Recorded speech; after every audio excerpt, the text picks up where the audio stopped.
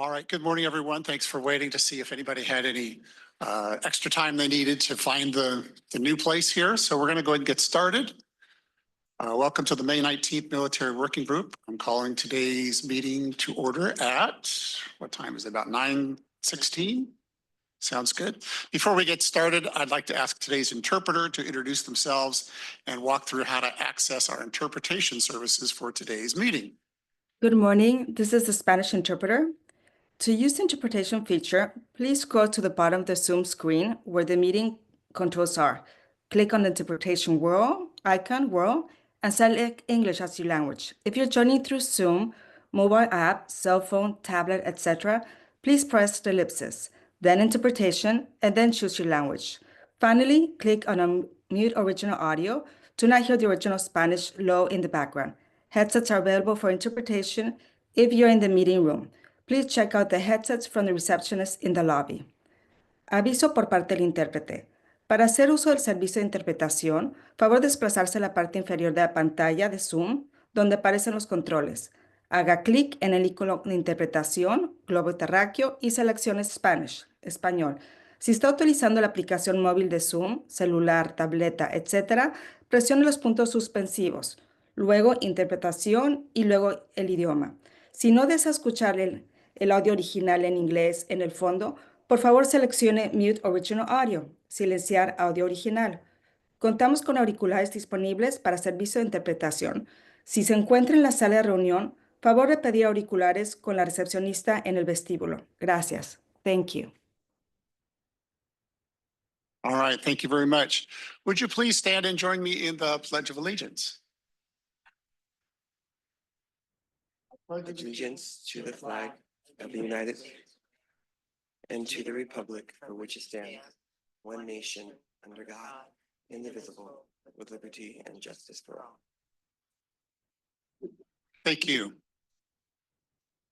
Okay, let's check in with our clerk and see where we stand on a quorum. Chair, we do not have a quorum. Just noting that for the record, we can still take informational items, but no action at this meeting. Okay, sounds good. Well, the only action item we have was number 2, the approval of the minutes. I have a hunch that will be okay to put off till the next meeting. So let's go on to agenda item number 3. I'm sorry, agenda item number 1. Wow, I skipped over that one. Non-agenda public comments and member comments. Let's start with the public. Clerk, do we have any comments from the public for non-agenda items? We have no public comment, Chair. Okay, that made it easy. Member comments. I think we've got some staff comments as well. Who would like to speak for SANDAG staff?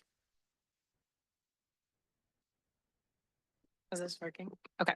SANDAG has engaged a consultant to help us modernize a governance framework to ensure clear roles and responsibilities, streamline decisions, making processes, and improved communication channels between all stakeholders. So our new project called the Governance Refresh is going to be sending out a survey. So please keep your eyes peeled in the next coming weeks. Members of the military working group are going to be asked to send feedback on how your guys' committee is working and your roles and responsibilities. So please look out for that. It'll either come from me, Ashley, or Ariana. Thank you. Okay, great. Thank you. I just have a few chair comments to be passed along. I'm pleased to report that last week, more than 10,000 San Diegans participated in Bike Anywhere Day. There were more than 100 pit stops across San Diego County, and the participation this year was an 11% increase over last year and the most since the pandemic. So we are back on track. 2 weeks ago, SANDAG approved a $1.3 billion budget for the coming fiscal year. The budget focuses on making practical investments in transportation infrastructure, services, and long-term mobility improvements. The joint working group met last week to discuss the upcoming call for projects for flexible fleet funding. Revisions have been made to the committee based on the feedback from that working group and Transportation Committee. We anticipate opening the application period in July, pending board approval, and there will be an informational webinar shortly after the window opens. That's all I have for my report. So let's move on through the agenda. Skipping item 2, and let's go on to item 3. To kick us off this morning, Sam Sanford and Austin Norman from SANDAG will present an update on the regional safety planning updates for any discussion here with the military working group members. Sam and Austin, the floor is yours when you're ready.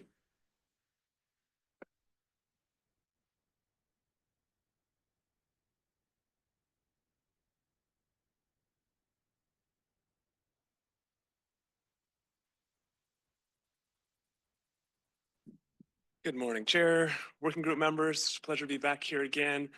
My name is Sam Sanford. I'm joined by my colleague, Austin Norman. We are both regional planners in SANDAG's Sustainable Communities section of regional planning. And today we're here to provide an update on safety planning efforts. It's been, I think, almost a full year or slightly over a year since the last time we were here to provide an update on SANDAG's safety planning efforts.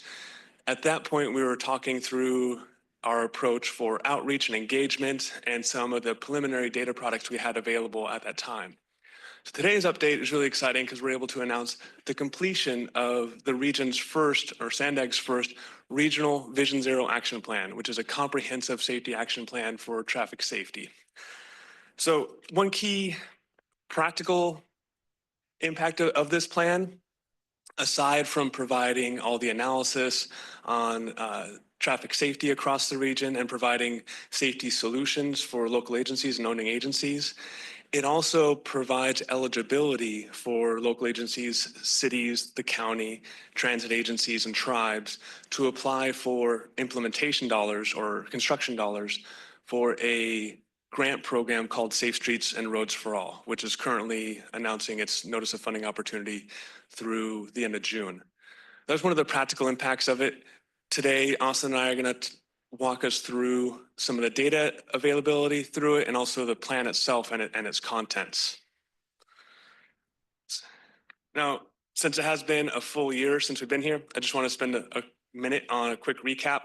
The genesis of this plan, it came out of a performance audit recommendation and asked SANDAG to develop some sort of safety plan. We did a peer review of other planning agencies across the nation and found that Vision Zero action plans are the hallmark and the key focus for most MPOs serving this area. And that was the approach that we took. In June of 2022, the board of directors adopted a Vision Zero resolution, which I talk through what Vision Zero is and what it is for the agency, and directing staff to identify funds and go forth and develop this plan. So Vision Zero itself is really looking at the transportation system holistically, and is looking that it does not accept the loss of life for use of our transportation system as any appropriate use of our transportation system. It's focusing primarily on fatal and serious injuries for crashes. It does not see, I should say, it's looking at crashes as preventable incidents, not inevitable accidents. That's kind of the key hallmark for this focus. And it creates redundant layers, multiple layers of safety. Should one layer fail, the other layers are there as a safety net. Those safety layers are looking at post-crash care with emergency response, police, and EMS, forgot the acronym there, for emergency medical systems. Safe roads, safe speeds, safe road users, and safe vehicles. Those are the 5 layers of safety that we have in Vision Zero and identified in the plan. So with that brief overview, I'm going to turn over to Austin, and he's going to walk us through the data analysis and some of the information. And I think you'll find this interesting as it relates to military installations as well. Right. Thank you, Sam. So one of the first orders of business and a best practice in safety planning was to set up a regional data resource. And seen here is our traffic safety dashboard, which includes a variety of data detailing observed transportation safety data in the region. And a key benefit of centralizing this effort is efficiency, since all of the data cleaning, vetting, and code work are done once, instead of each city doing this separately. And the following slides will cover 2 of the safety networks developed as a part of this plan. And both networks are available on the dashboard, where you can explore areas of interest with greater detail. And so this map here shows the extent of the safety focus network, which is one of the two networks, and it represents 54% of all fatal and serious injury crashes in the region, which occurred on only 6% of the region's local roads. And this map was developed looking at urban and rural roads separately since they have different contexts. And we also looked at modes separately. So that's motor vehicle, bicycle, pedestrian, and motorcycle all combined into one comprehensive network. And in a few slides, we'll zoom in and highlight a few roads near several military facilities throughout the region. And on this slide, the map here is the systemic safety network. The other network in the plan, it's a proactive risk-based approach recommended by the Federal Highway Administration. It identifies locations that have not experienced high concentrations of crashes, but are recommended candidates for safety improvements since they have high crash potential due to some shared characteristics with the roads that do see higher rates of fatal and serious injury crashes. And on the left here, we have just a few of the characteristics that are found on roads with high crash rates, including proximity to commercial areas, housing, and freeway ramps, among others. And now in the following slides, we'll look at some roadways near bases. All right, so on this slide, we're looking at the safety focus network near a few military facilities in the southern portion of the county. And again, these are roads seeing a concentration of fatal and serious injury crashes. And a few notable roads here starting in the northwest are 3rd and 5th Streets in Coronado leading up to North Island, SR 75 along the Silver Strand near U.S. Naval Amphibious Base Coronado, and East 4th Street and a part of Harbor Drive leading toward Naval Base San Diego on the eastern shore of the bay. And then same map extent, but this slide shows the systemic safety network in the same area. And this is the risk-based approach showing those roads with potential for serious crashes.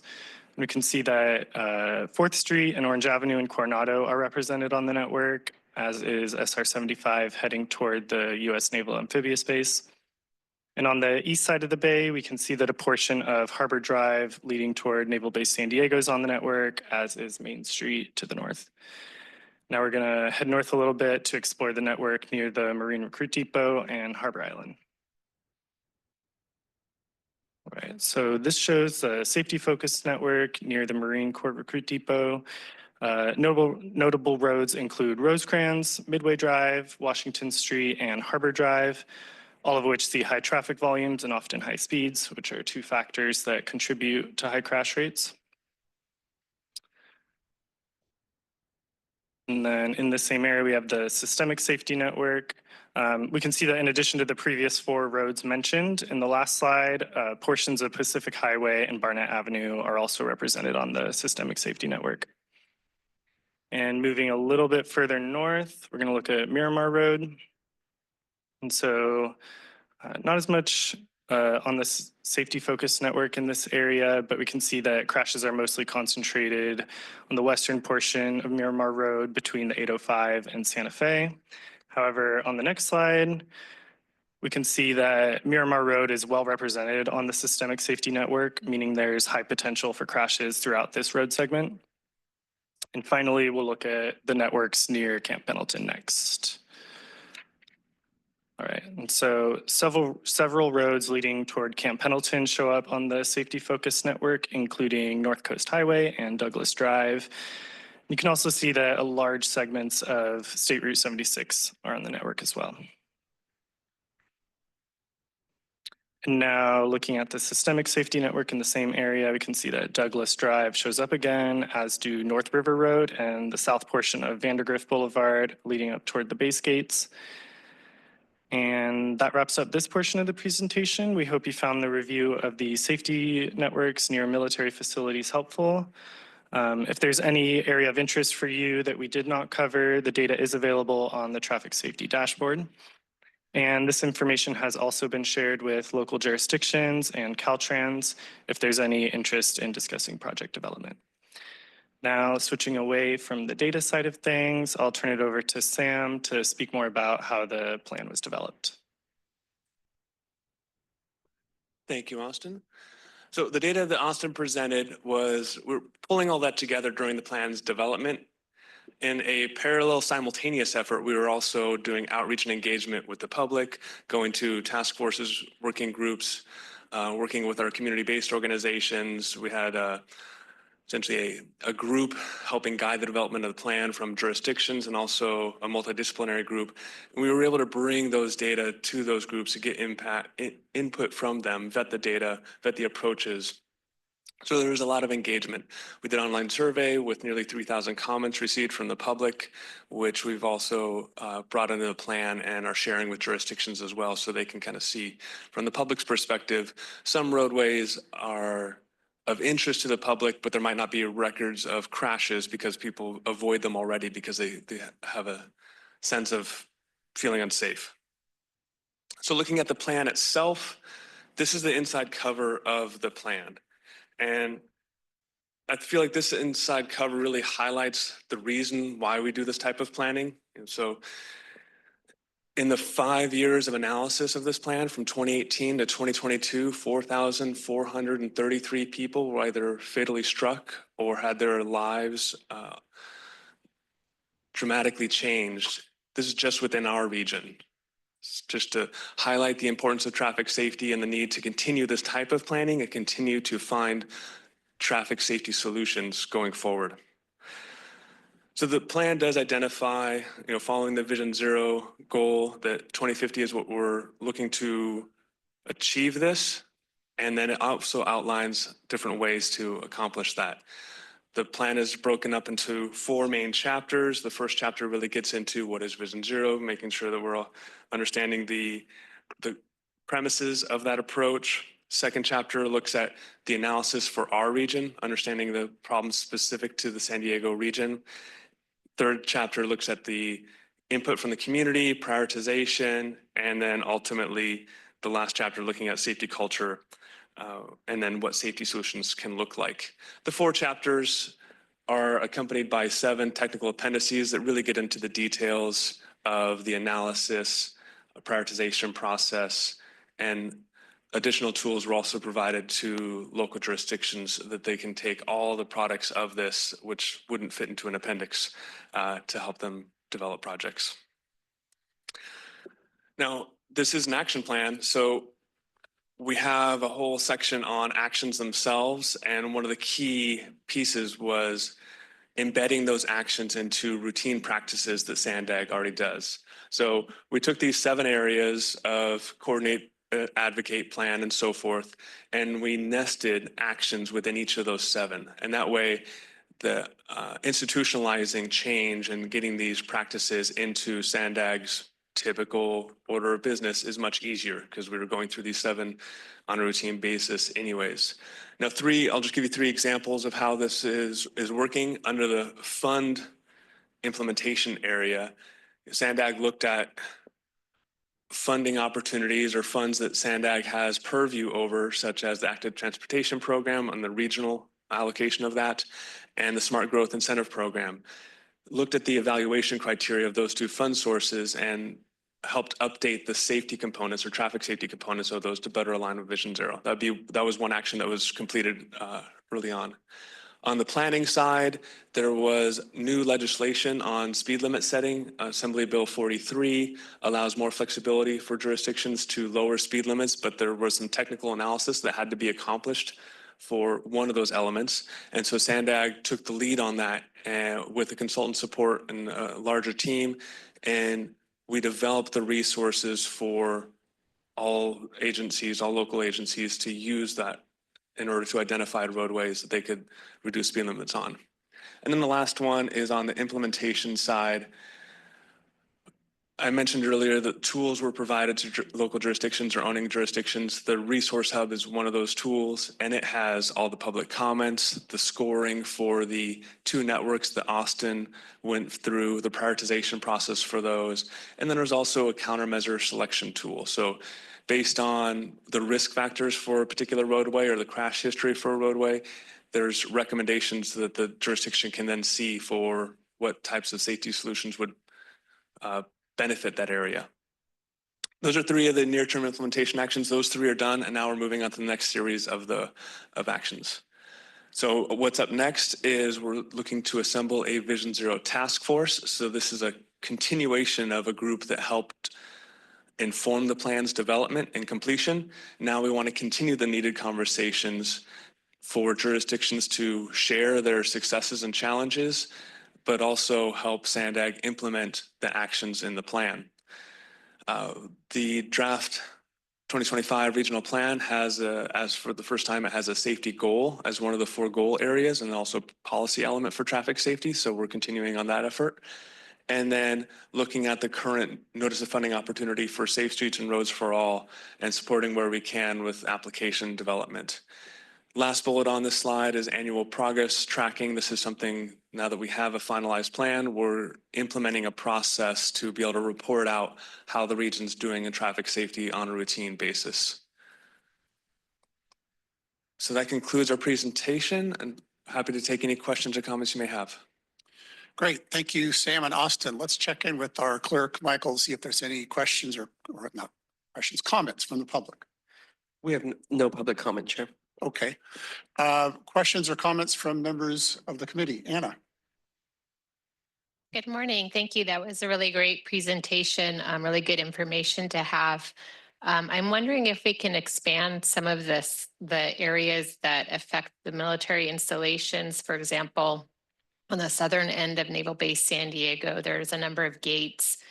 And on the big map, it shows that there's a number of streets and corridors that are part of the safety, I forget what the terminology is, but to include that, and then also to include Palm Avenue and those corridors in Imperial Beach, as they serve both the Naval Outlying Field, Imperial Beach, and then the southern portion of the Amphib Base and the Silver Strand Training Complex South. Those are big military areas. And I think having that within those maps can help us advocate and coordinate on these initiatives. I really appreciate the information. Thank you. Great. Thanks, Anna.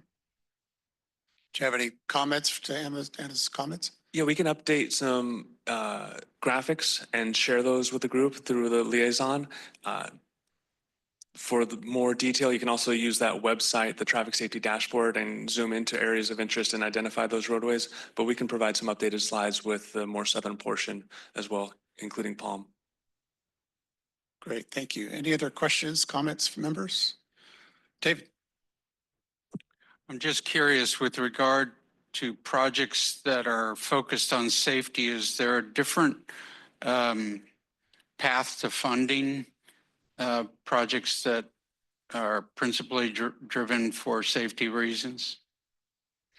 So there's 2 primary safety focused funding for traffic safety areas. So Highway Safety Improvement Program, also often goes by the acronym HSIP. That's a more long-standing traffic safety focused program. It has a benefit cost ratio for larger projects, and then it has set-asides for more systemic safety. That's run through Caltrans, but it's generally a federal source. And then the newer one that's going on its 4th year right now is the Safe Streets and Roads for All program. And that one goes through USDOT straight to either jurisdictions, MPOs, or owning agencies, not through Caltrans. Those are the primary 2. There's many others that are more, that can definitely help with safety. So Active Transportation Program, being one of those, the Smart Growth Incentive that we mentioned earlier. There's lots of program areas that can be finessed to help with traffic safety. The question is, how do we manage the whole pot of projects in an integrated priority list? And are safety-related projects managed separately because funding comes through a different source? So I'm just wondering how all that comes together. Yeah, that's a good question. I don't know the answer, but I have a hunch that SANDAG gets this pot of money and then you segment it for safety projects, for instance. The question is, does safety get a higher priority than some of the other projects related to transportation, or Well, if it comes through a separate source, funding source, then perhaps it could be a separate list from the other projects and not compete against the other projects because it's a separate fund source. So that's the origin of the question. So for most of the two safety specific fund sources I mentioned, those are discretionary. So we have to apply, compete, and win for a project. We do not get a lump amount of money as a program and then run our own selection process. We have to identify, and this could be a local agency, this could be the county, has to identify their most competitive, their most compelling project, and then submit it based on its merits, win the funds, and then work on that project. And where do those funds come from? So those are federal. The HSIP? Yeah, HSIP is mostly federal. The state actually does change some of those to state dollars when it's beneficial for the recipient. Okay. Does that help you? So I'm still not clear. Is it a separate list? So it, It's separated, it's bifurcated from this. This is for any jurisdictions. Yep. I know what you're asking, David. I believe David is referencing the priority list that we have built specifically for military working group. These are separate initiatives because that is federal funding that's coming down the pipeline. We haven't fully integrated that into this. This funding is just coming down the pipeline, and we're encouraging jurisdictions alongside our military installations to build a cohort and go after this funding together specifically for safety initiatives. And in the future, we can look at building this into that priority list as well, where we can say, okay, now we also have safety funding that we may see on a more annual basis to address these things. So we are definitely looking at expanding on that list, but that'll be a very separate initiative. thanks, Kate. Of course. So Sam, when you say, jurisdictions can apply for these for a discretionary grant, you're usually probably talking about a city or the county or something like that. Does it help if the military installations say, we want to throw our weight behind this as important to us as well? I think letters of support, making partnerships, being co-applicants is always helpful. Makes a stronger case for that project. Okay. Please reach out. We're always happy to provide letters of support and coordinate. So I think it would be helpful for the military to see the full menu of projects so they can figure out which to put their weight behind, right? And I don't mean to speak on behalf of Navy, but I would suspect they would want to see the list and the rationale, and they can probably help justify the projects with their own examples relative to their transportation challenges. And is there ever a situation where the military could provide matching funds if a different pot of federal money comes in for something? It's probably unlikely that we would be able to provide matching funds unless we were, however, DoD does have some grants, for example, Defense Community Infrastructure Program funding. So that would not come directly from the Navy, but from DoD Office of Local Defense Community Cooperation. So there is that opportunity, but typically we're not able to provide matching funds outside the fence line, except for in very specific instances. Understood. Sam, is there such a list that David's referencing? So it's a little complicated with Safe Streets and Roads for All. That fund source, each jurisdiction gets one application per year. So they kind of have to pick their favorite, their most compelling, and that's the only one they're allowed to shoot for. Whether that's, so there needs to be discussions with those owning agencies to find out if that's a facility near a base entrance or a base facility or not, because they only get to do one. It might be far away from a military installation. For the Highway Safety Improvement Program, they can apply for many more projects. That comes every 2 years. So it's going to be with the owning agencies. They'll have a sense of what their priorities are, and also what's going to be most competitive at that for that year. And when Imperial Beach comes up with its list and National City comes up with its list and Chula Vista comes up with its list, are they consolidated to one master list by somebody like SANDAG? At this point, they are not, because they have to apply separately. Interesting. Okay. So the question is, how does the military get visibility on those projects in order to provide letters of support at the appropriate time? I think reaching out to the counterparts at the local agencies to find out where they're at, to see if they are pursuing funding in this cycle or in a future cycle, and then finding out if there's alignment with the projects that they're pursuing and the bases in question or bases nearby.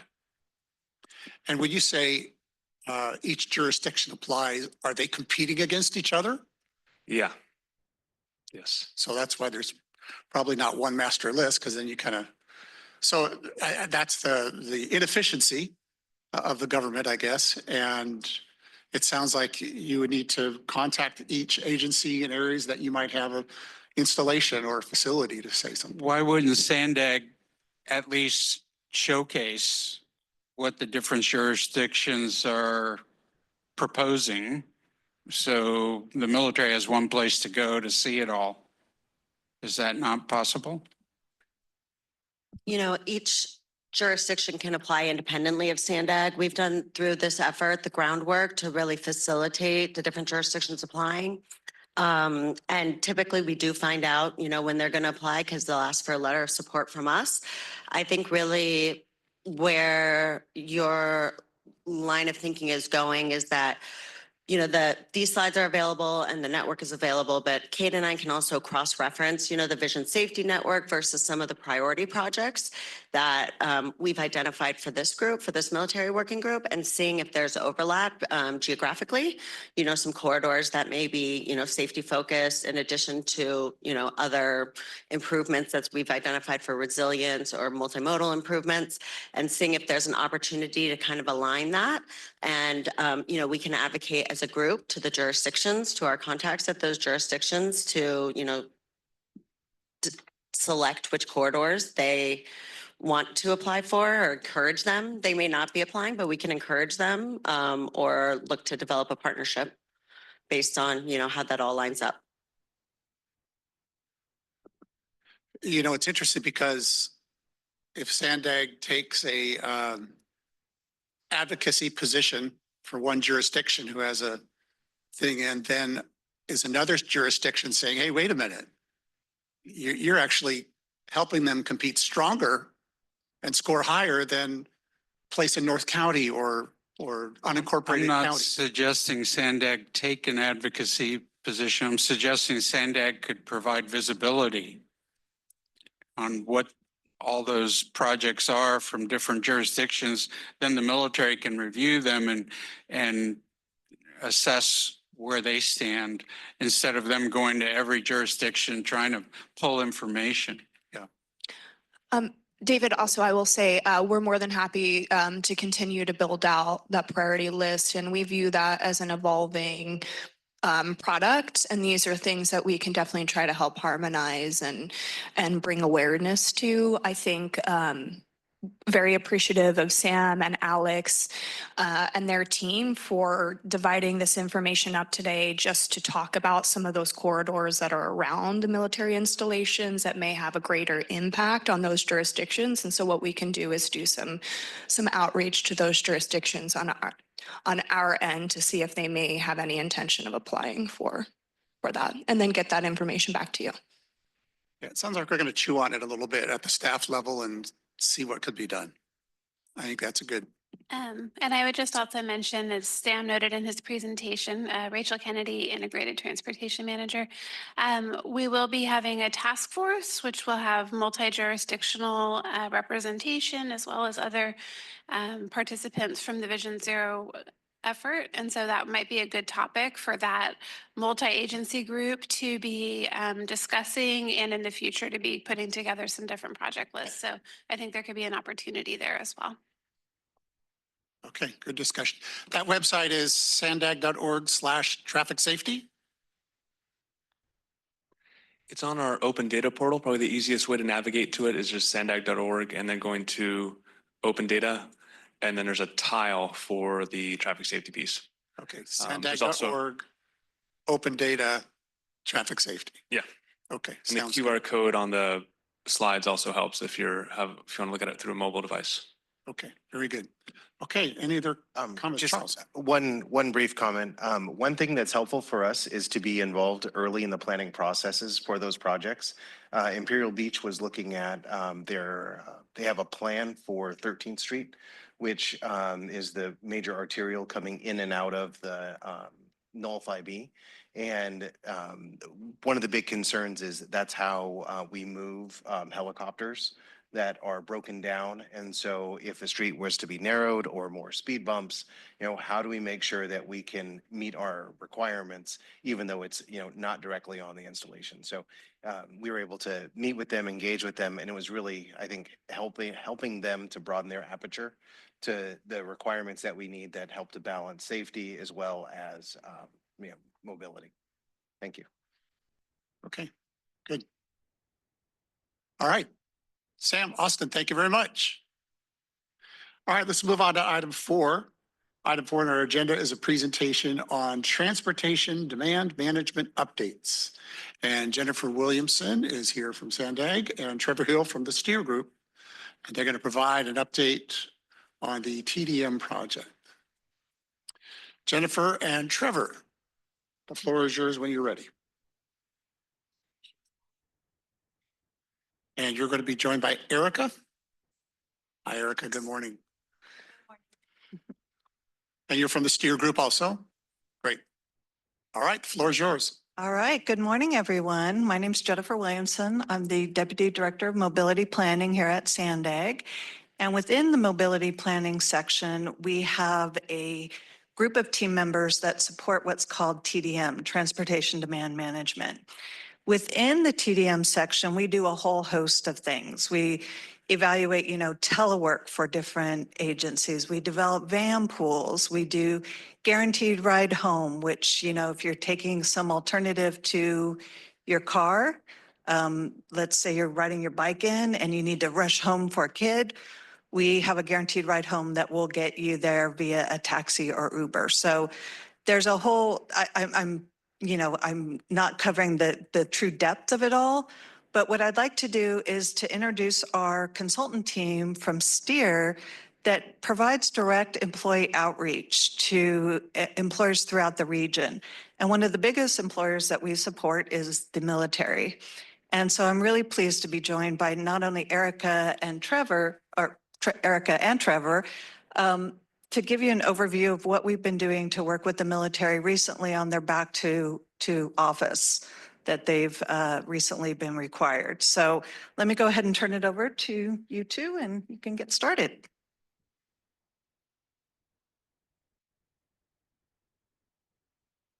Hi, everyone. Thank you for having us. My name is Trevor Hill, like Jennifer mentioned. I'm a consultant to STEER Group. I work on SANDAG's employer commuter program, the TDM project.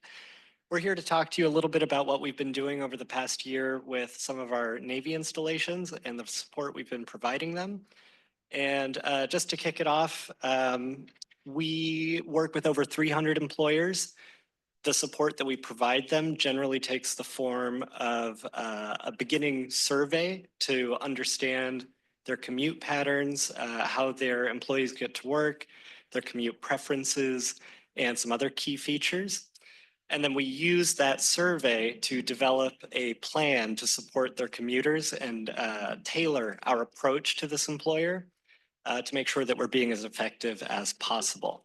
So I'm going to talk about a survey we've been doing with Naval Base Point Loma here. If we can figure out, there we go. So as I mentioned, the what and the why, we're trying to support the commutes of the personnel at a Navy installation, in this case, Naval Base Point Loma. We worked with Dina, the CIPLO at Naval Base Point Loma, who's been an excellent partner to us to do this survey in a way that is sensitive to the needs and the elements that make the Navy special, especially personnel privacy and data security. So we developed a standard operating procedure with Dina's help to make sure that we are managing the data that we receive in a responsible and effective way, that we're being very clear about what we're doing with the data. And part of that included Naval Base Point Loma conducting the survey themselves rather than us directly conducting the survey, and that data being scrubbed for any kind of personally identifiable information before it came to us. So we were able to do this analysis without compromising any of the policies held by Naval Base Point Loma. The survey was distributed from August 21st to September 16th, 2024. Just a couple of weeks, and we had a very high response volume, largely because we had a great partner in Captain Yakrin, who sent the survey out to all personnel. Coming from that high level really helps with engagement, with interest and uptake. The number of responses was 1,311 out of approximately 13,000 personnel.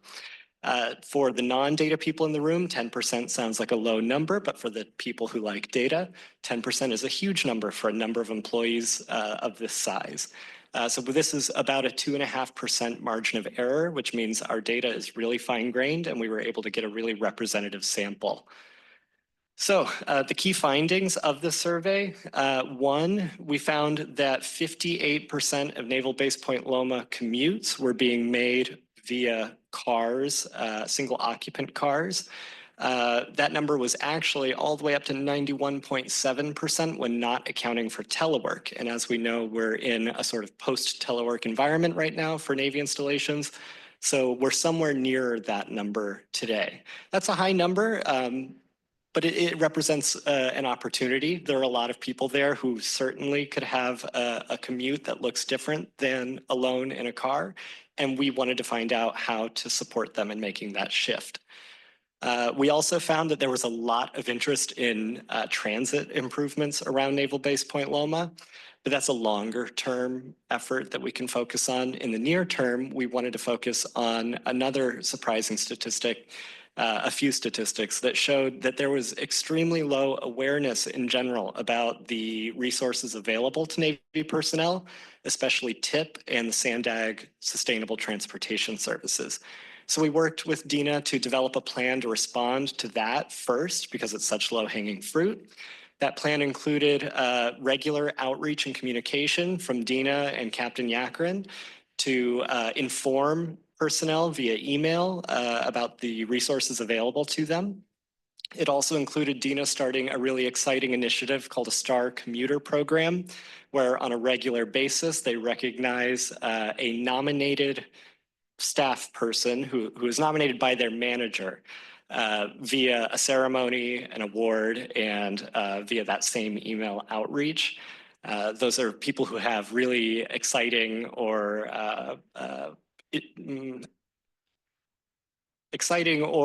long distance sustainable commutes, people who really put it on the line for a sustainable commute.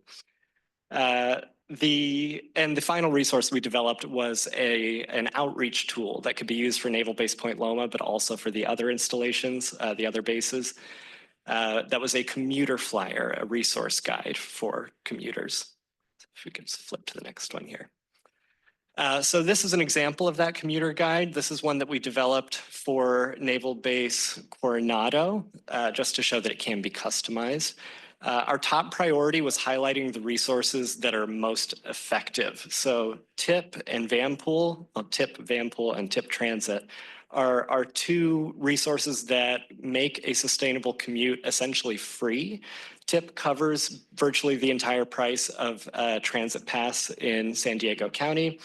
And TIP plus the SANDAG subsidy for Vanpool covers virtually the entire price of a Vanpool lease. So we wanted to put those right up at the top. And then we also included customized tiles for our other resources and other resources specific to the base, including rideshare services, the park and ride map, Coronado Ferry, the bus, trolley, and coaster, our regional bike map, and finally, like Jennifer described, the Guaranteed Ride Home program. And we use this commuter flyer through email outreach, through tenant command meetings. I know that Charles has been sharing these resources with their tenant command to make sure that it's being extended to their tenants. And we've been using it for in-person outreach events, which Erica is going to tell us some more about. Okay. Well, again, thank you so much for having us here today. And I am very grateful to have the opportunity to tell you about these exciting outreach and engagement activities that we have been doing in the past months. And before I get into the details of these events, I would like to take a moment to say thank you to the military leadership that have made this possible, and especially to the community planning liaison officers. Their support and coordination has been crucial, and without those efforts, none of this work could have happened. So thank you so much. I will start with talking about the transportation fair that we had at the Naval Base Point Loma. The main goal, based on the survey results, was to raise awareness of the transportation options offered at the base, along with the subsidies offered by SANDAG and the Federal Transportation Incentive Program, also known as TIP. Like Trevor mentioned, when these programs are combined, the cost of commuting, especially for van pool and transit, is very minimal for military staff. So that is very important for the personnel to know. We organized 4 different events at 4 locations. We have photos there of subways, Topside, Harbor Drive, and Old Town Campus. And these were held during the month of April, and each event was tailored to the timing and needs of the specific installation to maximize engagement. We promoted different commuting options. As you can see, we have bikers there. We also had a van pool, public transportation, and the TIP program. In total, you can see there on their results, we engaged conversation with 92 military employees who share commuting experiences and their needs. These conversations gave us great insight for shaping future outreach efforts. And also, I want to say that one of the TIP managers was present at all 4 events, helping answer questions and walk employees through the application process of the TIP program, which was a big, big help. All right, so the second set of events that I like to highlight are the return to office events held at Navy Region Southwest and NAFAC commands. The purpose here was to help the employees transitioning back to on-site work by helping them explore sustainable and practical commuting options, particularly in transit and van pooling. These were high impact events. I was very happy to be there. We had 4, and they were very well attended sessions. Across these events, we engaged nearly 500 participants through a combination of in-person presentations, booth visits, and follow-up emails.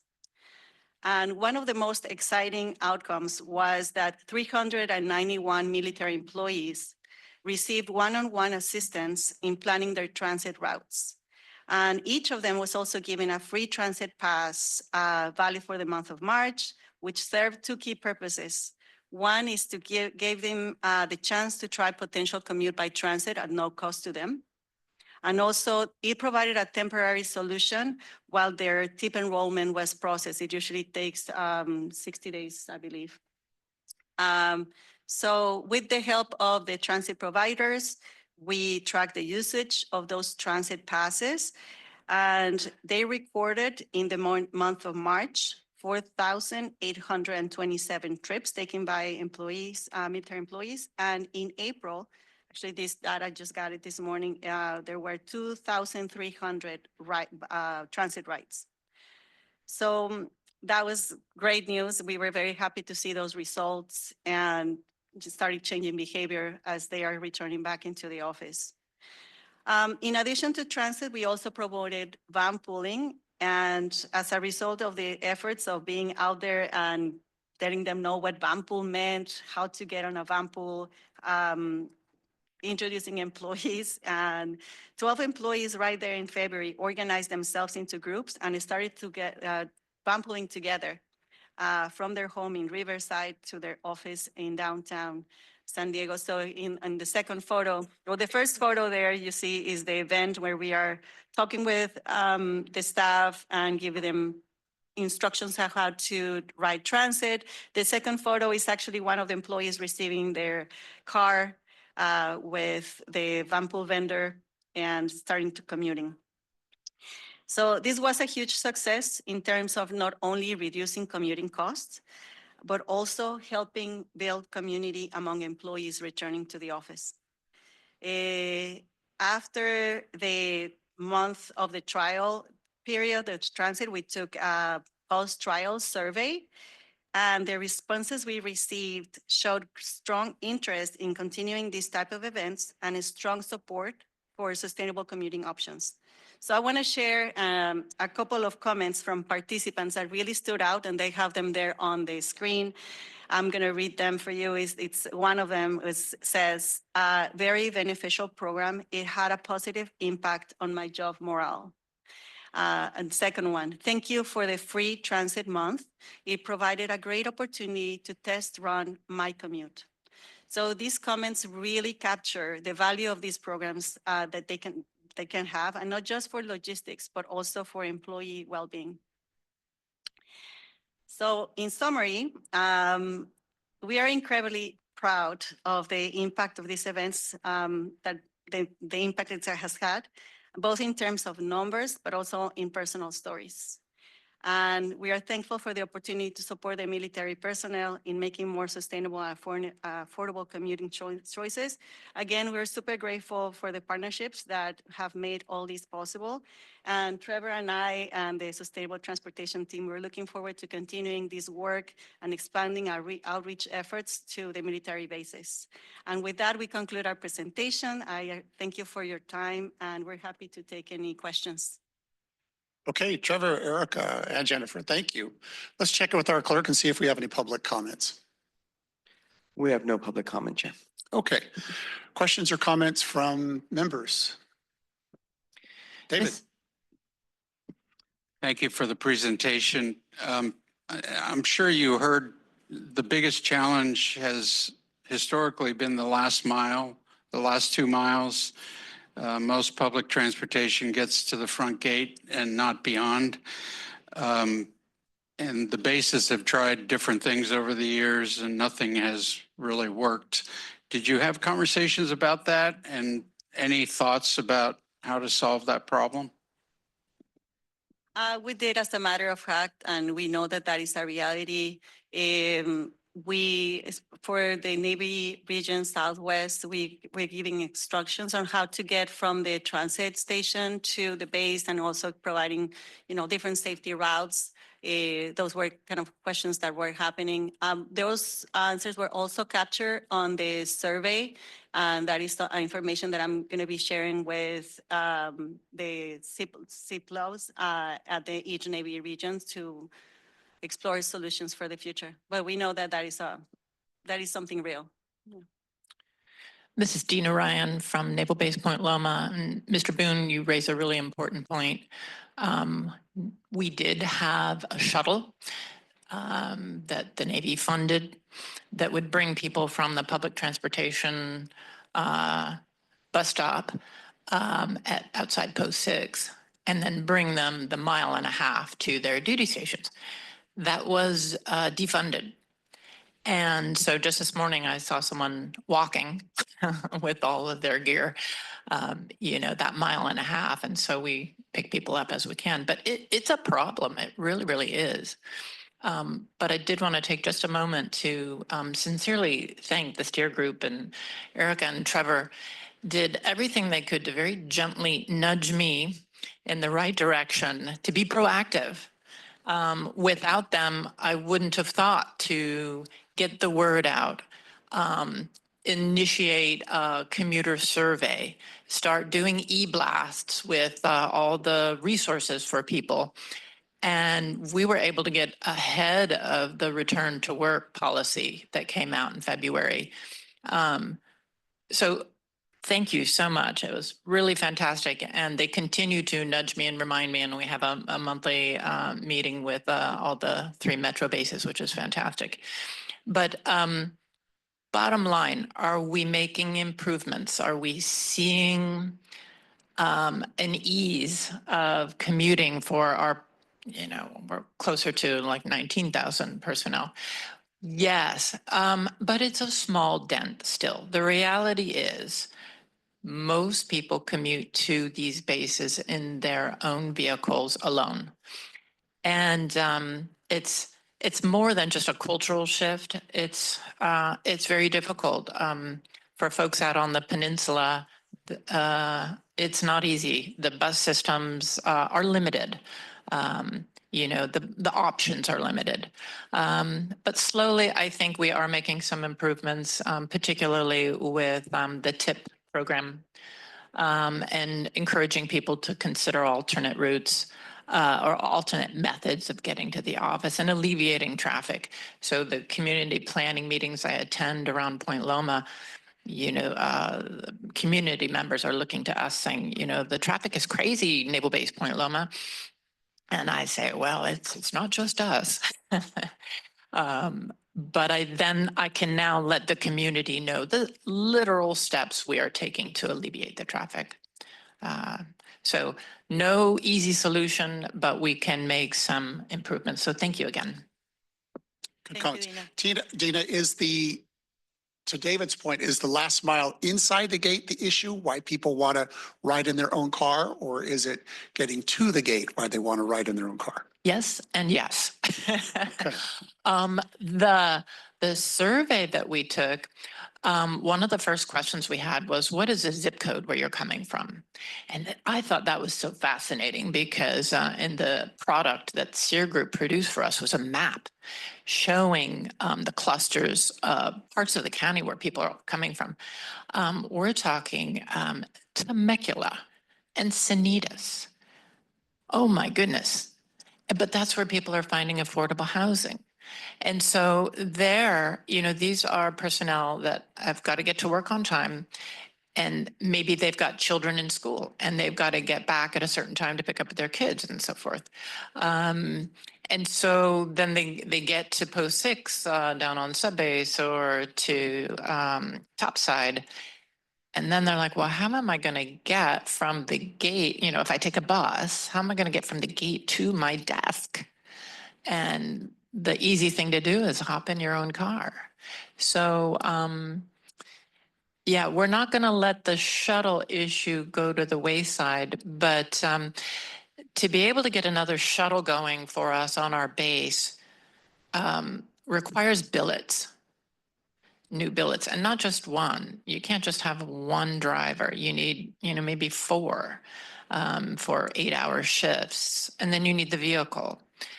And then you need the fuel, unless you're using electric. And if you're using electric, you need powering. And so it's a chore, but it's important. So it's still on our menu, and I bug Captain Yakrin monthly. And discussion.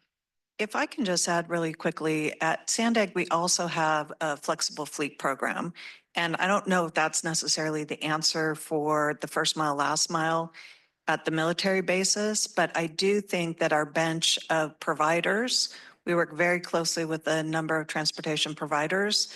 So if you were to determine how it could potentially work to develop a shuttle inside the gates, because we are well aware that the issue is, we can get public transit to the gate, but we've never been allowed to, that I'm aware of, to go past the gates. And so, however that works, we're willing to support you with some, transportation vendors that can provide those types of services and help you with those kind of agreements, because we do a lot of that here. Okay. Charles. I was just going to say that we have identified it as a problem. We did have a vendor last year who did leave Naval Base Coronado, and it was really difficult for us and actually Naval Base San Diego. So we still are looking and we're engaging with different people. So we'll definitely take the information from you. Okay. Thank you for the presentation and the data. Interesting. Good discussion. Thank you very much. Thank you. Thank you all. All right, let's go on to item number 5, San Diego County Low Sand Resiliency Projects Update. That looks like it's going to be Anna from SANDAG and Sean Neef from US Transcom. Whenever you're ready, you can go ahead and start your presentation.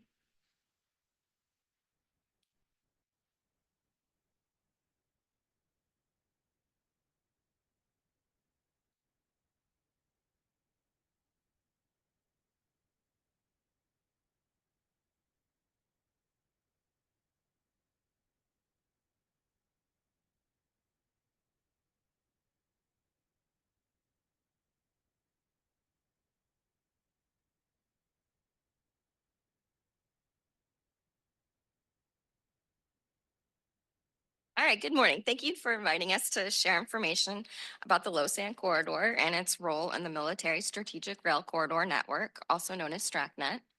I'm going to give you a high-level overview of the corridor in San Diego County and highlight some key projects that are in construction right now.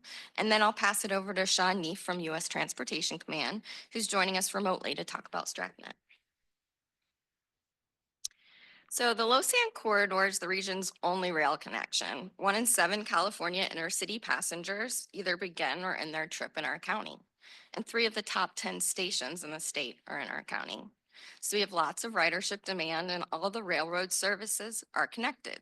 So when you see an issue in Del Mar, San Clemente, it impacts all the services in the corridor. That's why our work focuses on eliminating bottlenecks and ensuring resiliency, so we can realize a safe and reliable world-class train network. So why is the Lausanne Corridor so important? It's important for the region, for California. Sorry, Anna, your mic's kind of drifting away from you. Would you mind Is kind it? of pulling that Sure. towards you and closer to you? Thanks. Apologies. So why is the Lausanne Corridor so important? Can you hear me now? Sounds good. Good. All right, it's important for the region, California, and the country. Even with all the service disruptions that we've been experiencing, we're still the second busiest inner city passenger rail corridor in the nation, second only to the Northeast Corridor. And when we say inner city rail, we mean railroads that connect different metropolitan areas. So passenger train service along this corridor moves north and south, which helps reduce traffic on both the 5 and the 15. The corridor also serves as a critical supply chain and goods movement, carrying over $4.9 billion in goods in our county, including automobiles, lumber, steel, cement, and paper. And the reason we're here today, of course, is that the San Diego portion is part of STRACnet. So something unique to San Diego is that we're able to compete very well for both state and federal funds. And so our local investment for rail projects is only 14% on the Lausanne Corridor. And we've been able to leverage both state and federal political support to pursue our region's vision for rail.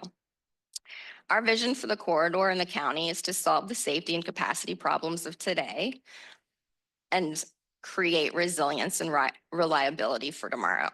So we do that by implementing our region's long-range transportation plan, which includes dozens of railroad projects, all of which either improve service reliability, reduce greenhouse gas emissions, make travel times competitive with cars, and will allow us to increase operations. So trains run every 15 minutes in both directions all day long by 2035.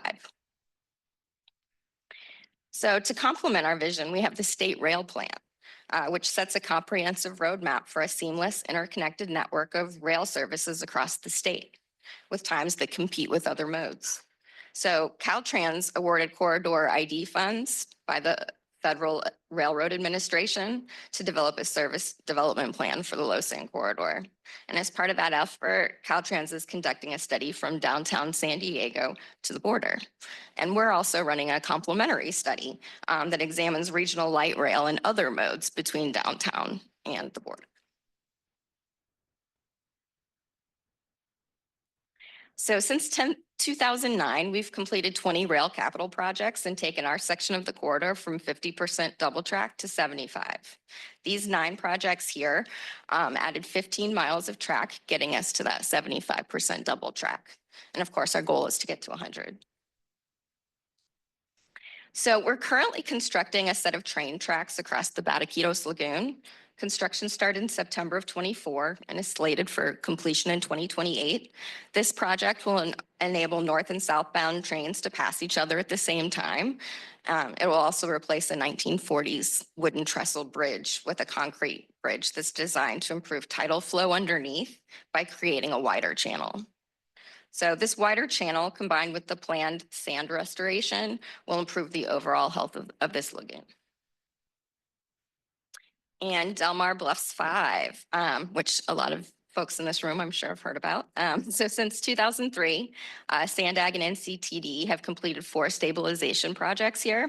That's the 1.7 miles between Coast Boulevard and Torrey Pines State Beach. Together, these projects included the installation of more than 230 support columns and loads of drainage infrastructure to the tune of over $100 million. So we're now in the 5th phase. Construction started last spring and it's slated to finish in 2027. There's a 3-prong approach to stabilization. So first is track bed stabilization, where we drill long steel piles from the top of the bluff down and use tiebacks to keep the piles in place, and that limits ground movement. Second is bluff toe protection with seawalls to stop waves from undermining the bluffs and causing collapses from above. And third are drainage improvements to make sure that there aren't washouts during storms. So these efforts are all critical to protect the bluffs from earthquakes, large storms, sea level rise. And as you can see, SANDAG has a number of projects in various phases of development, stretching from Camp Pendleton below the Orange County line to a new platform at the Convention Center in downtown. Capacity, safety, and resiliency are our general needs, along with our goal to get to 100% double track. We've completed a lot. We still have a lot to go. These projects will get us there piece by piece, helping us reduce travel times and maintaining the integrity of the corridor.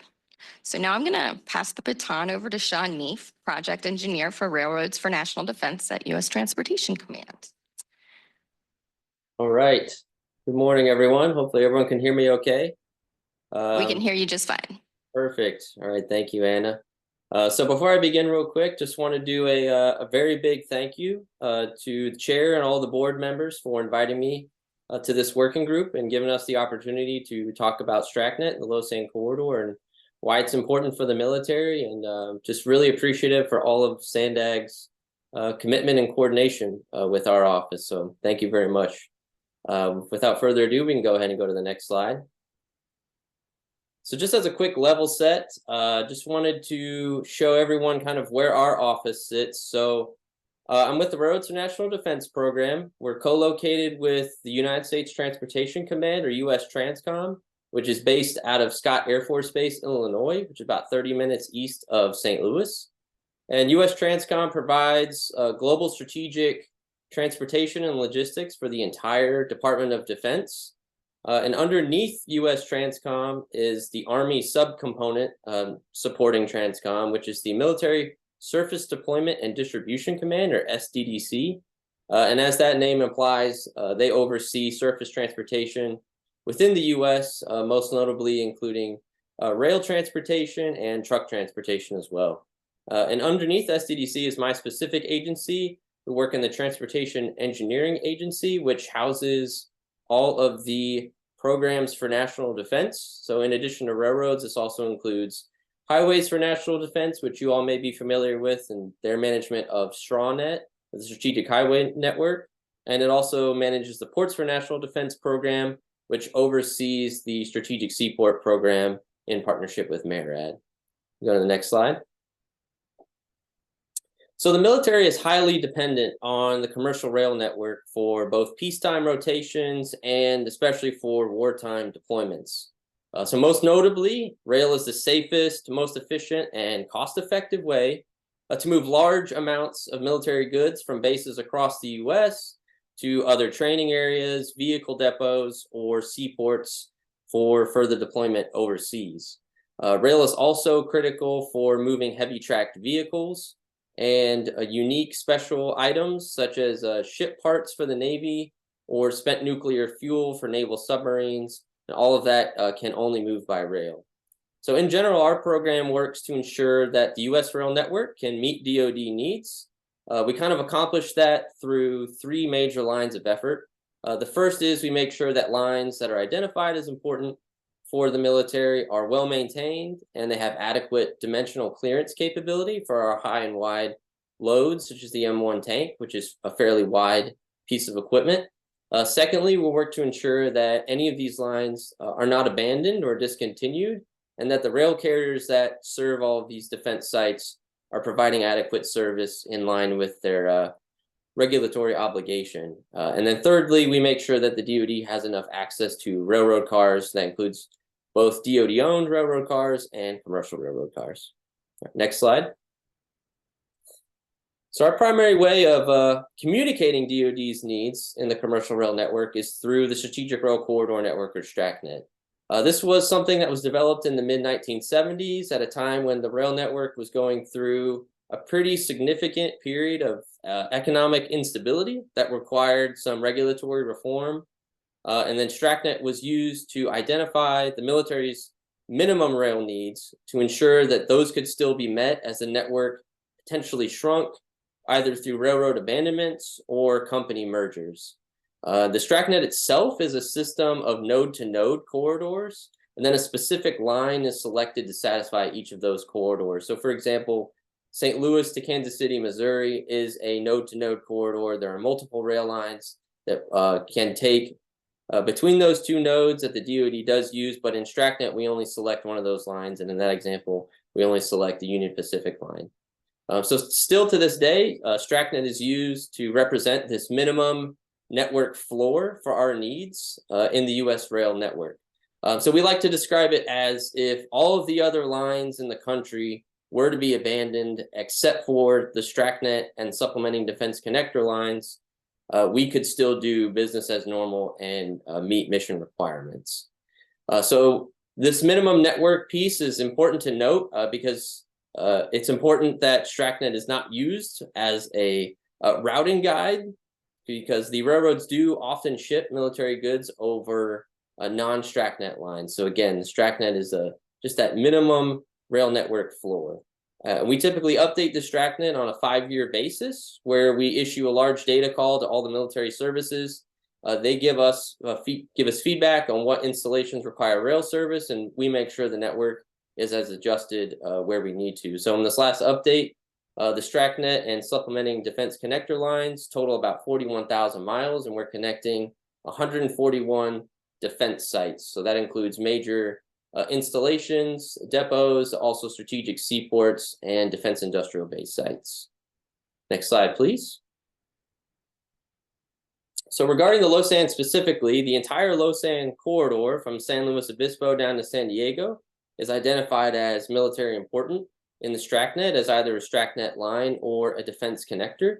So the line between LA and San Diego is a STRACnet line, as it serves Camp Pendleton and also the port of San Diego, which is a identified commercial strategic seaport.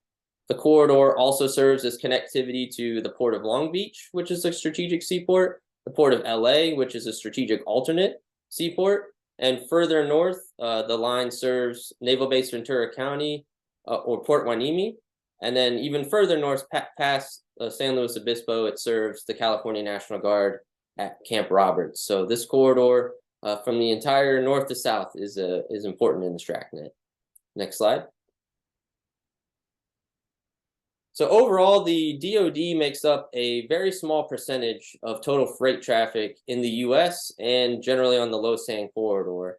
Yet when comparing DoD usage of rail lines across the network, the Lausanne could be characterized as one that the DoD uses fairly consistently.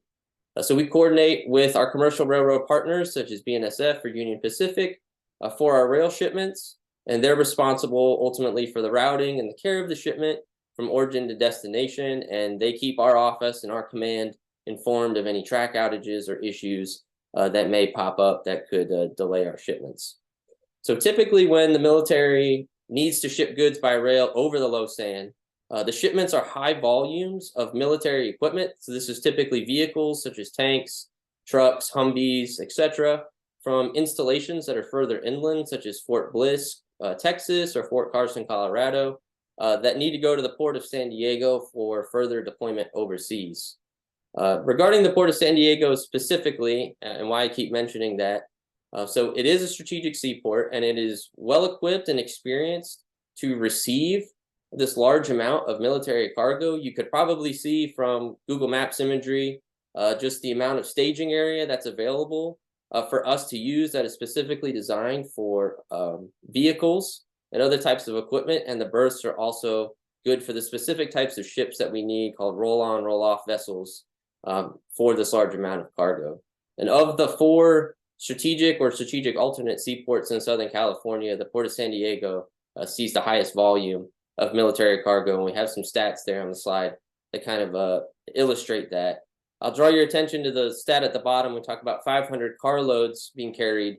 So that 500 carloads, depending on the length of the train, represents typically 8 to 12 separate trains that carried cargo between LA and the Port of San Diego. All right, next slide, please. So in addition to the Port of San Diego, Camp Pendleton also retains a rail requirement to move equipment and vehicles by rail.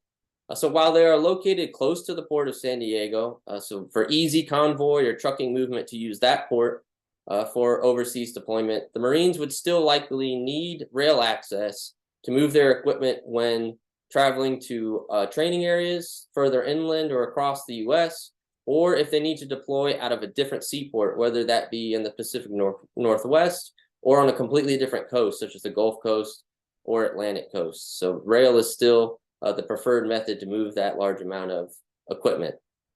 So bottom line, the Lausanne corridor is the only rail line connecting the Port of San Diego and Camp Pendleton to the rest of the U.S. rail network, as Anna said. And given current mission requirements, our deployment flexibility would be reduced if the Lausanne were to be lost as a viable rail route. So some missions to the port could be diverted to truck, but this is not always time or cost efficient, and it is not really even a viable option when we're talking about deploying large amounts of heavy tractor vehicles that need specialized trucks and drivers. The deployment missions could also be rerouted to other seaports, but again, this depends on the capacity and capability of the other seaports at this time. So while we could still accomplish the mission, again, our overall Pacific deployment capacity, resiliency, and flexibility would be reduced without the Lausanne. All right, next slide. Yeah, so in closing, our office continues to coordinate with all stakeholders across the entire STRACnet. We're generally very supportive of efforts by track owners, planners, stakeholders, other decision makers to ensure that all STRACnet lines and defense connectors, if they're identified as such, remain viable and well maintained. And we really, again, greatly appreciate all the communication from SANDAG and other regional stakeholder groups across the area in making sure that this important rail line stays intact. The next slide. This is just our contact page on our website. You can download the 2023, the most recent version of our STRACnet report that's publicly available. And we also have national and state maps available as well. And I think that's it. I'm just happy to stand by and answer any other questions. Thank you. Thank you, Sean. And before we go ahead and take questions, I just wanted to share that if you go to sandag.org/Lausanne, there are 2 resources there that might be very useful for learning more. So one, there's a Lausanne story map that'll just tell you everything you really wanted to know about the Lausanne corridor. And then also there's a STRACnet letter that they provided to us to put on our website so that people could learn more about their role in the Lausanne corridor. So that's it. And I guess we'll take questions. Okay, thank you, Anna and Sean as well. Let's go to Michael, our clerk, and see if we have any public comments. We have no public comment, Chair. Okay, I'll turn it over to the members of the committee group. Any questions, comments? Yes, Muska. Thank you. One quick question I had is Navy Region Southwest also provided a letter to SANDAG Board of Directors. Is that letter also included at SANDAG's website? I'm sorry, who provided that letter? Navy Region Southwest? I don't believe I've seen it on the website. Do you know, Pete Castellini? All right, thank you. Good morning, Chair and Board members. Pete Castellini, Senior Planner on the Rail Project Delivery Team. I'm not certain we have that on the website at this point, but we can check with our team to make sure that it is provided if that is desired. And I can take your name after the meeting and make sure that we have it and can get it up there if we don't find it there already. Okay, very good. Thanks for your time. Thanks for your information and expertise. All right, let's roll on to our last item of the day. Item number 6 is MTS Comprehensive Operational Analysis and Polling Exercise. Today we have Stacy Bishop and Ariel Kroll from MTS, and you're going to talk to us about this item. When you are set up, you can go ahead and start your presentation. Great. Good morning, committee members. Thank you so much for having us. My name is Stacy Bishop. I'm the Manager of Marketing and Communications with MTS, joined by Ariel Kroll, our Community Engagement Specialist. And we're excited to talk to you about a new initiative, MTS on Track, which is one of the most important efforts MTS will be undergoing over the next about year and a half as we look at the long-term sustainability and future of MTS bus and trolley service in our region. So hopefully everyone's well familiar with MTS. We are the public transportation provider for Central, Southern, and Eastern San Diego County. So we operate service from about the 56 down to the border across 4 light rail lines and about 100 bus routes. So we are a fairly substantial transit system. This fiscal year, we're averaging more than 250,000 passenger trips on weekdays, serving a lot of younger riders. Almost 50% of our most recent customer satisfaction survey showed riders were 30 or under. Most people are taking transit to work, over 40%, with about 2/3 people using transit to access school or education. And we do serve a highly transit dependent population. So about 3/4 of our riders are transit dependent. So that's just a brief overview about our service and the impact to the region. And we're here today really because we are approaching a crossroads. There is a lot of positive things happening with transit for MTS in the recent years. COVID feels like a lifetime ago, and yet we're still dealing with the impacts of it in the transit world. It really decimated ridership for transit agencies across the country, but MTS has rebounded really well. So we are on pace to cross over 80 million passenger trips. That puts us at 95% of recovery rate to pre-pandemic ridership. The national average, APTA just came out with a report, is 85%. So we're outpacing the national average by 10%. And of the 25 largest transit agencies, MTS is actually number 2 for the fastest recovery. So we're seeing a lot of people get back on board transit, choosing transit more frequently. We operate the 2nd busiest light rail system in the country. We've seen youth ridership explode with the free transit pass for youth that SANDAG has sponsored for the last several years. So there's a lot of momentum on transit right now. And yet, in about 2 to 3 years, this is give or take, given those non-recurring revenues you see in yellow, we are going to be facing a significant operating deficit. So in about 2 to 3 years, we're projecting about $120 million plus shortage of our projected expenses. To give you an idea of the scope, that would be the equivalent of about what it costs us to run our entire trolley network, or about what it costs us to run all transit services on the weekend. So it's a significant level of our service. That is the gap there. And so what you see in red is our recurring revenues. Those are reliable funds that we can expect to receive, passenger fare revenue, Transnet subsidies, things that we can rely on. Yellow is our non-recurring revenue. So those are one-time dollars. SB 125 funds. We're still working off the CARES Act funding. So we've been fortunate that we've managed our finances really well. But again, we have seen operating expenses really increase over those past 5 years, notably the cost of wages in order to stay competitive in the job market. And so that puts us at a a crossroads. And our board and staff have been really proactive in taking decisions to try and slow that deficit. We were supposed to be increasing bus and trolley service more this year, but those plans have been delayed indefinitely. We've slowed our transition to zero emission buses, shifting non-critical capital funds to operating. We've increased fare enforcement that has had a positive impact on our fare recovery, and we'll be partnering with SANDAG to do a fare study here in the not so distant future, as well as other administrative efforts. But it's not enough to make up $120 million. So it will slow the deficit, but it's not enough to overcome that. And so that's what MTS on Track is about. And so we are, our planning team is going to be undergoing a comprehensive operational analysis, which is really taking a look at an assessment of all of our services and future demands and needs to say the last time we did this was almost a decade ago. So what has changed in the last decade, and understanding how we can run service most efficiently. And so they'll be creating two plans. One is, if additional funding becomes available, how do we build a transit system that works better for more people?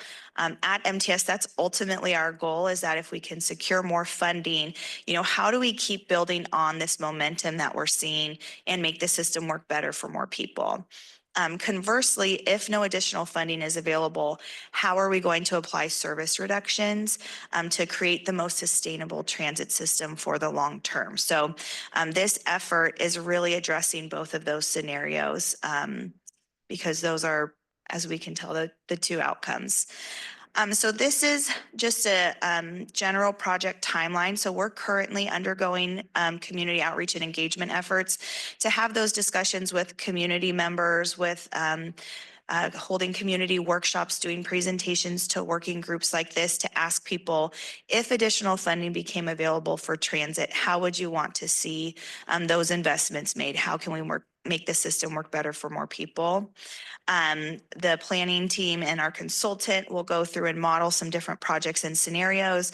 And then we expect later this year that we'll be going back out to the public to say, okay, here's some proposals for additional investments, and getting another round of feedback on those proposals before, in the early part of next year, our board would have to approve the plan. So this plan, as we mentioned the last time we did something of this COA nature, was about 10 years ago. So this is not an opportunity that comes along super often in transit. And so this plan will really be the document that guides, if any additional funding is available to MTS, how will we prioritize, like what services and projects get prioritized. So for anyone who is invested in public transportation in the region, it's really important to participate. You'll see in gray there, this is also a timeline of a tentative funding measure. So MTS was given authority with a recent Assembly Bill 805 several years ago to go out for our own funding sources. And so we are exploring the opportunity, if that's feasible, to increase local revenues to support bus and trolley service beyond the Transnet funding that we receive. So if our board determines that it is feasible, that's also the time that our board would have to make a decision that we want to go for a funding measure in the November 2026 election and finalize what package of projects would be proposed under that. So then in mid 2026, what we would be doing, if a funding measure is happening, we'd be doing ongoing education about that. But this is also when we're doing outreach about service reduction and realignment. So really talking to our riders and people that use transit service to say, okay, if we have to make significant cuts, possibly upwards of 25 to 30% of service, again, how do we make those really tough decisions to apply service reductions in a way that sustains the long-term health of our system and our riders? And then as we see it now, November of 2026 is kind of the critical junction point for final outcomes and next steps in terms of if we do see additional funding or not. Right now, the tentative plan is, if no significant funding is identified by the end of 2026, we do expect that in 2027, we would start the first phases of service reductions. And I do just want to mention, while we are talking about a local funding measure, that's one of the options. It's not the only way that MTS can receive funding, SB 125 funding, additional state fundings. There are other ways for MTS to receive measures, but the local funding is what's most in our direct control. So that's why we're looking at it. So we, again, are trying to get as much community involvement and public participation as possible. Again, because the plans, both for service additions and reductions, is really going to be the guiding document for MTS staff and our board moving forward. And so it's a great opportunity for people to really make their voices heard about what they want the future bus and trolley service to look like. So we've already started some of our community outreach events. You can see there on the screen some example. We have some really easy tactile ways for people to get involved by voting with some pom-poms about what their priorities are in terms of how they'd like to see funding invested, and a mapping activity to just physically show us where they're trying to get to on transit. We're partnering with community-based organizations and doing more workshops like this. And so one of the things that we wanted to make available to the military bases, we have partnered with several of the bases on events, but if you would like to have MTS do a pop-up at your base to bring these activities and have discussions with service personnel about the improvements they'd like to see, we can host a pop-up specifically for military bases to get that collective feedback. As representatives, you are also, we'll invite you if you would like to join our Community Advisory Committee. That is a group that meets quarterly of representatives of different groups, employers, social service agencies, community-based organizations, really anyone that has a vested interest in transit to talk about this plan and just issues related to transit. So we'd love to have your participation if you'd like to join that effort. And then another way is that we are in the process of building out an online community engagement tool that will be available to people to also participate online in these same activities in terms of voting for how they'd like to see the types of values, the mapping project, a vision board for projects they'd like to see. And so we'll have a toolkit that we'll send out that you can send out to employees to have them go online and participate again to provide that feedback. So again, you know, I think obviously the impacts of added or decreased service most often impacts our riders, but at MTS, we really believe that transit is important to the health of the community as a whole. I mean, the quote says it's the glue of our daily lives, and I think it's easy to take it for granted when it's working well, but when it doesn't work well, it really can curtail possibility. And so, you know, 10% of riders would not be able to make their trip without transit. 1 out of every 10 people would not have an alternative option. And there's a lot of value to the community. Our riders and non-riders tell us that, but economic savings as everyone's dealing with the cost of living, you know, the benefit that transit brings to our economy in terms of getting people, again, more than 2/3 of our riders are taking transit to school or to work, job creation and things like that. So we hope that people are invested in this process and provide their feedback so that we can, again, create a shared vision for how to improve our transit system. So with that, we're happy to answer any questions you may have. Okay. Thank you for the presentation, Stacy and Ariel. Did you, before we go to comments and things, did you have a exercise you wanted us to do, or a little pom-pom balls in a jar or something? Or if you guys would like to do it, we can set it up for you. And then as you're leaving today, you can participate. If you'd like to, we can set it up as you guys are wrapping up final business. It's just a way for you guys to vote and participate. And it's also the activity that if you wanted to see, if you wanted to host a pop-up at your bases, it's the same activities that we would be bringing there too. Why don't you take a minute and tell us how that would work as we're going out? What are you going to do? Hand us three somethings and we put them in? So Ariel can get it set up on the side table. And what it is we have different values of transit. So typically when like our planning team and the consultant is doing the COA, they're going to look at different things in terms of spans of service, frequencies, lower fares, weekend service. There's a lot of different ways that you can invest your money. And so this is an easy way for people. You get 3 pom-poms and you get to vote for if you could allocate what are the most important things to prioritize when building out the transit system, how would you vote? And so you can cast your votes in those jars to just give a quick reflection of what you think needs to be prioritized as we build out those plans and consider the different options. And then the other activity we didn't bring with us today, it's not as easy to transport on a trolley, but it's a regional map, and we're having people very easily use washi tape to just draw a line from point A to point B. This is where I want to get to. This is where I want to see more service. So we'll set up the jar activity. And again, you know, as you guys are heading out today or afterwards, we'd love to have you pop by, and we're happy to answer any questions you have. So the jars might be, one jar is safety, one jar is the cost of the fare. Yes. The frequency, there's different jars. And we get 3 of these things. We could put all 3 in one jar if we want. Yes. So Yeah. mix and match, we could put 1 in, or 2 or 1, or Yep. Yeah. 5 times 4 and divided by. Yeah.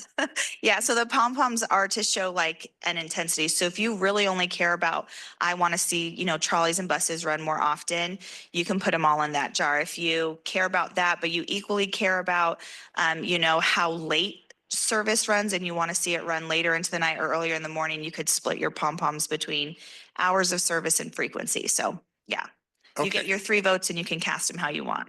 Sounds good. All right, I think we got our assignment. We got the pom-pom assignment.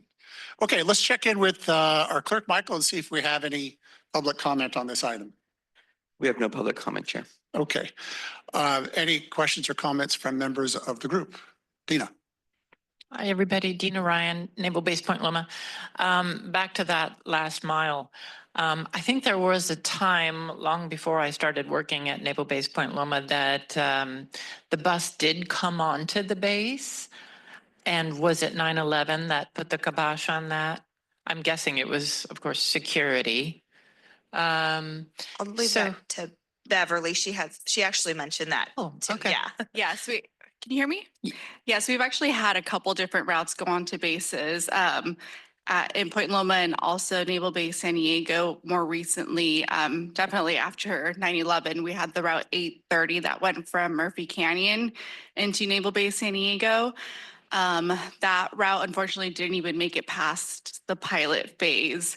It just wasn't very successful. People weren't really riding it. It got very complicated at the gate. The guards would have to board the bus to check everybody. It was a very slow process. So yeah, unfortunately, it didn't make it past the pilot.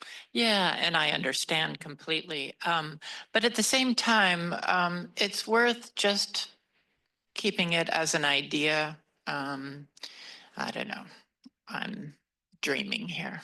It just would be wonderful to be able to have the bus come onto the base. So I just don't know with security if we can do that. Right. That's always been the biggest obstacle is like the security with our drivers and passengers on the bus. Even if you check every single person. Yeah. If there's now somebody stay on this bus, that's not reliable.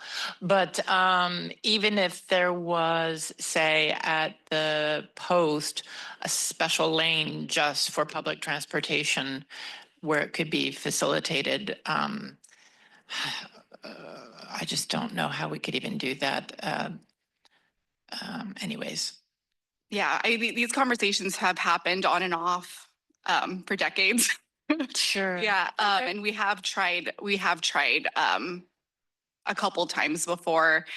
I'm not saying that it could never be successful, but the routes that we have had go on the base have proven to be unsuccessful so far. Okay. Thank you. The Youth Opportunity Pass that's funded by SANDAG, I think for about another year. Are military members eligible for that Youth Opportunity Pass if they're, was it under the age of 26? So the Youth Opportunity Pass is for youth 18 and under. 18 and under. Okay, Yeah. well, that probably answers that question. Maybe a very slim portion of service members, but yeah. Sure. Full disclosure, I serve on the SANDAG board as well, or the MTS board as well. So this is not just an issue for MTS, it's for all transit agencies up and down California. MTS is actually in a better position than LA Metro, than VTA up in the Bay Area. So it's not unique to this. Somehow, all these agencies are going to have to find out how to come up with $100 million or more.